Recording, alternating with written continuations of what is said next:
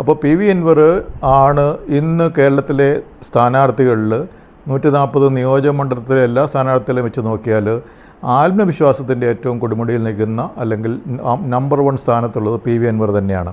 എന്ന് മാത്രമല്ല P V അൻവറാണ് കഴിഞ്ഞ ഒരു 2-3 വർഷമായിട്ട് കേരളത്തിൽ ഏറ്റവും അധികം ധൈര്യം കാണിച്ച ഒരു MLA.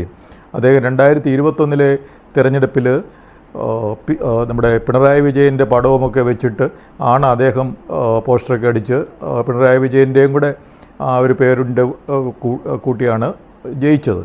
പക്ഷേ ആ ജയിച്ചതിന് ശേഷം പിണറായി വിജയൻ്റെ ഭരണത്തിൽ അഴിമതി നിറഞ്ഞതാണ്, ഫ്രോഡ് കുറേ നടക്കുന്നുണ്ട് എന്ന് അദ്ദേഹം ആദ്യം കത്തെഴുതുന്നു. അദ്ദേഹത്തിൻ്റെ പൊളിറ്റിക്കൽ സെക്രട്ടറിയായ പി ശശി അഴിമതി കാണിക്കുന്നു.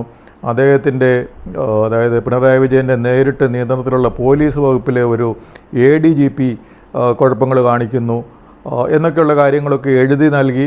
എന്നിട്ട് അതിന് ഒരു പ്രതിവിധി ഒന്നും ഉണ്ടാകാതെ വന്നപ്പോഴത്തേക്കും ഈ അഴിമതി ഭരണത്തിൻ്റെ ഒരു ഭാഗമായിട്ട് നിൽക്കാൻ ഞാൻ തയ്യാറല്ല എന്ന് പറഞ്ഞിട്ട് LDFിൽ നിന്ന് മാറി വന്ന ഒരു MLA ആയിരുന്നു ശ്രീ പി വി അൻവർ. അതിനുശേഷം നിലമ്പൂർ മത്സരിച്ചെങ്കിലും ജയിക്കാൻ പറ്റിയില്ല.